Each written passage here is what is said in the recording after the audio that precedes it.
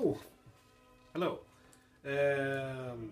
Just sitting here, working by my computer and listening to a very old LP, Arias and Choruses from Messiah. It's London recording from, well, mid-50s probably.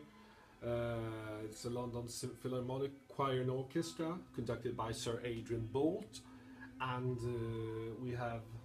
we hear, I think this is the tenor George Maran that sings Comfort Ye from Messiah by Handel. Anyway, I'm not going to talk that much about that. I'm going to lower the volume a bit because I'm going to talk about some recent record findings. And unlike the last video, it will be in English, and well, I guess that's nice for those of you who don't understand Swedish, but also it is without a live audience, and well, those of you who watched my latest video, you know that I had some people coming over to my home, some lovely people who were filming all day for a online television project that well, they are putting together a pilot episode from the material they recorded while being at my home and talking to me, interviewing me. It was great fun. Quite nervous too, because, well, I've never done anything like that before. I've only been interviewed by television once before. That was back in 1996 when I played with a local dance orchestra, and the local news team from TV4, the Channel 4 in Sweden, wanted to make a thing about unemployed people finding something useful to do and getting together, and in this case getting together and formed an orchestra, which we had done. So and then we got to hear early in the morning, okay, together a news team is coming to do some sort of feature about us. And well, right, why didn't I shave this morning? So why didn't I pick a better shirt? Or I hadn't really thought that I would do anything special that day. Anyway, they were there, and we made some recordings, and they interviewed me. When I later listened, when I later saw the result, I was really dismayed by the fact that I spoke with such a thick northern accent. But anyway, it was local television and I lived up in the north, so why not? Also, I sang a bit because we played a tune, and I sang. We were just working on the version of the famous old song Only 16, so I did that one, and well, it came out all right, and we got some more gigs after that, so I guess it must have made a good impression. Anyway, that's the last time I've been involved in anything television-y, but anyway, this was a bit different, of course, and it was very interesting to see how actually television is made, and how it's lots of shortcuts, and then putting it all together, having all these different clips about of different sorts, and then trying to put it together and try to make it interesting. I haven't seen the result yet, but I hope that I'll be able to see it when it's ready to use, to try to get the Swedish television to get interested in this project. So it's been very exciting. I'm back to work now, and so far it's been all right, although it is tiring when you haven't worked for several weeks, but great to be back, really. I like my work. I like the school where I work. It's a very I like the students, I like my colleagues, I even like my boss. That's really weird. All right, but enough of that. Pardon for that long preamble. It's time to talk about some of the latest records that I got hold of. I've got hold of quite a lot of records today. So I'm going to start by showing you a record that there's been a lot of talk about, and it's been selling very well. I've never really bought any of his material before, but since it's been so popular and since it's quite a special issue, I thought, well, why not? So I got it some days ago, and I have to say I really like it. And well, I'm talking about Jack White, Lazzaretto. Those of you who are familiar with this know that this, well, first of all, it's Jack White's second solo album, I think. The musically, it's great. It's really, really good. So, I mean, Jack White's such a great talent, and the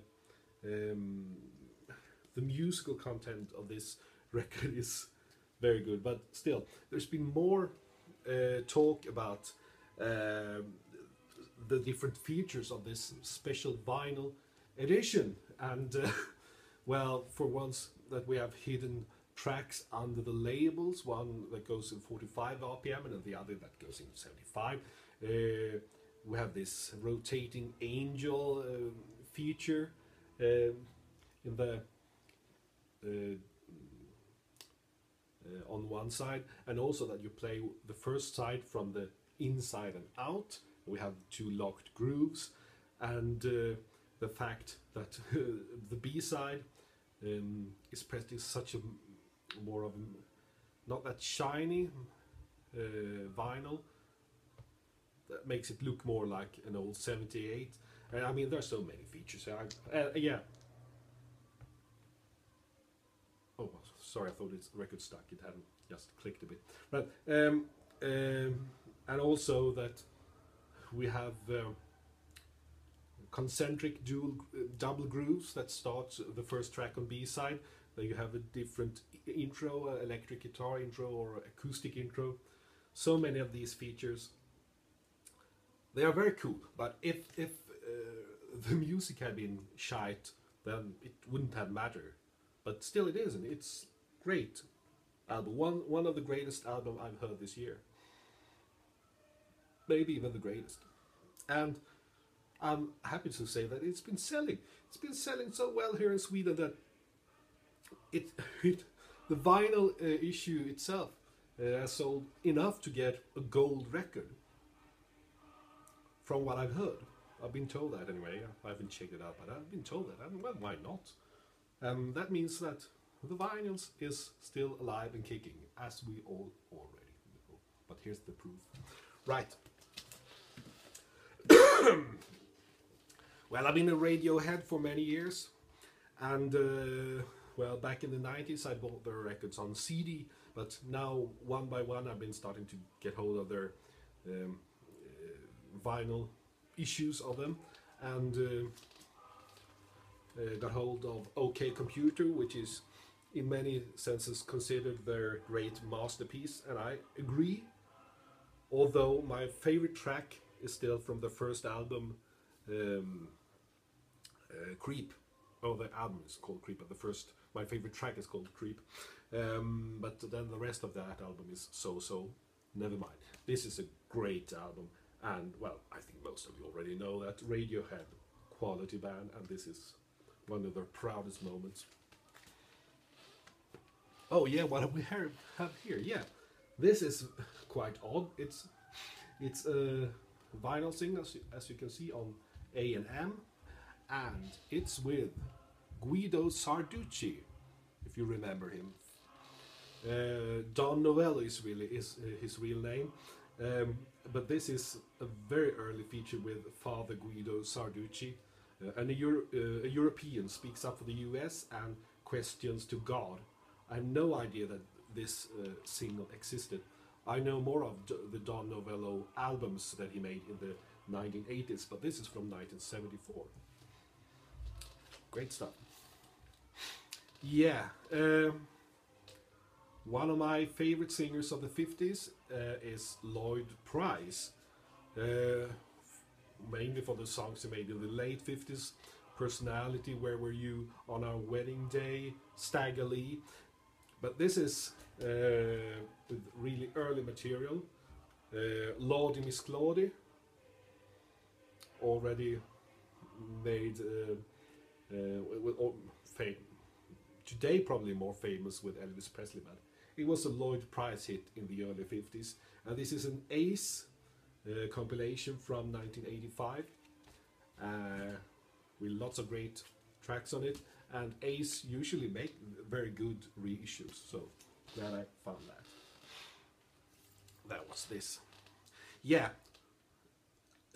we have here Berkshire, I don't know how you pronounce it, by Waku. It's an American group, and they had quite a hit with You're Such a Fabulous Dancer. I didn't know anything about this when I found it, and I bought it. Well, and I thought, well, it's great. It's cool pop from the 80s. Not fantastic in any way, but very pleasant. Right. I'm not sure how to pronounce this name either. Bob Weir from Grateful Dead. This is one of his solo albums, Heaven Help the Fool. It's on Arista. It is a promo issue. It has a white promo label. It is okay. I don't know why, but I think I had expected a bit more edge on this, but it's quite smooth and friendly and, well, musically, the lyrics, fair. I mean, no problem here. It's not bad at all, but somehow I wish this had been a bit more interesting than it was. Or maybe it was just me. I was on a bad mood when I listened to it. We got some great musicians here. We got, I think the Dee Murray and Nigel Olsson, are they the ones who used to accompany Elton John on his albums? I think so. I may be wrong there with you. I'm sure you'll tell me if I'm wrong. Yeah. Ha! Well, the Who by Numbers. I already had this, and I think I showed it in my channel before, but now I managed to get hold of a of a copy where they haven't filled in all these lines between these dots here, so dot to dot. So great album, one of my favorites by the Who. Got another great one behind me, Tommy. But when my previous issue, somebody had thought it was a good idea to fill in lines between the dots. Not really a good idea, but I can understand why they did it, because they were curious to see what it was all about. All right, this is a singer that isn't much talked about. Bonnie Dobson. It's from 1969. It's an American pressing on RCA Victor, and I didn't know that much about it, but it's really, really pleasant. A bit of folk pop style. It's recorded in Canada. I see there, recorded in Toronto. I don't remember now. Maybe she's Canadian. I know I checked it out when I got this album some weeks ago, but I have forgotten now. Check it out later. Anyway, Bonnie Dobson. She made a couple of records. Most of the songs she's written herself, but also she had some help with. She's made covers by a song by Jackson Frank, "You Never Wanted Me," and also "Let's Get Together" by Dino Valenti. Dino Valenti sounds very familiar, but I can't really remember where I heard that name now. But I'll check it out. Right, some Swedish prog. 30-åriga kriget, 30-year war. Hej på er, which means, well, hello. This is their third album, I think. And it's a great mix between political prog and musical prog. Progressive in the musical sense, not in the political sense. It's on the label Mistlur, and it's from 1978. Maybe not one of their most sought after. The earlier ones are more sought after, but still, this is great. Okay, over to a record that may not be that incredibly great, but it's quite still fun. The Beetle Beat, featuring "I Want to Hold Your Hands." I Want to Hold Your Hand by the Bugs. I wonder where they get their inspiration from. Well, of course, the Beatles. This is a they try to make some sort of cash in on the Beatles' fame. We have here the original Liverpool sound, recorded in England. That's just bullshit. This is recorded in United States, and it's a group from the United States.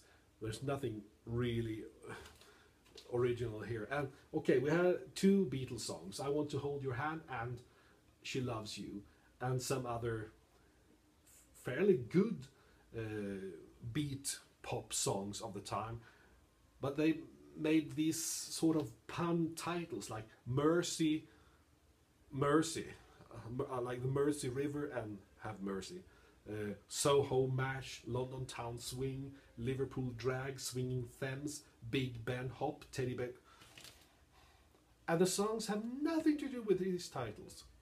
They're totally different songs. So I think they made the bloody cover before they actually made the recording. They decided, okay, they're going to record "I Want to Hold Your Hand" and "She Loves You," and then we put in these titles, and who cares if they have something to do with the actual songs.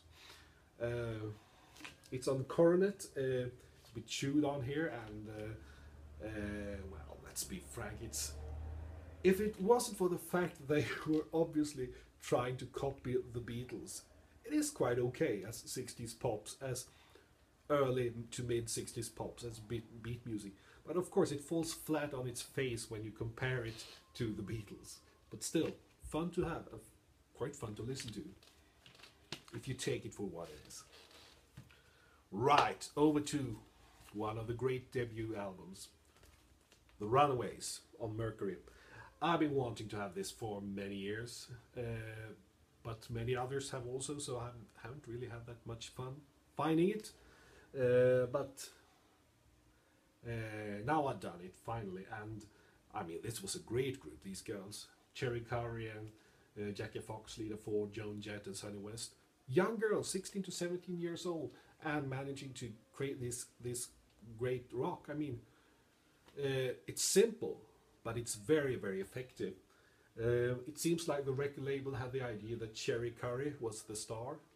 Well, she wasn't. It was a collective, and they were on to make some more great albums. But this is a very strong start. Glad I found it. Oh gosh, I've been talking for 80 minutes. All right, let's... Oh, only 2 records left. Well, I've got more records, but I think these are the ones that I thought were interesting to show. We have a solo album from Steve Hackett of Genesis fame, Highly Strung. It's from 1982, and it's on the Epic label, which of course means that this must be an American. Yeah, because the British issue was issued on Charisma, I think.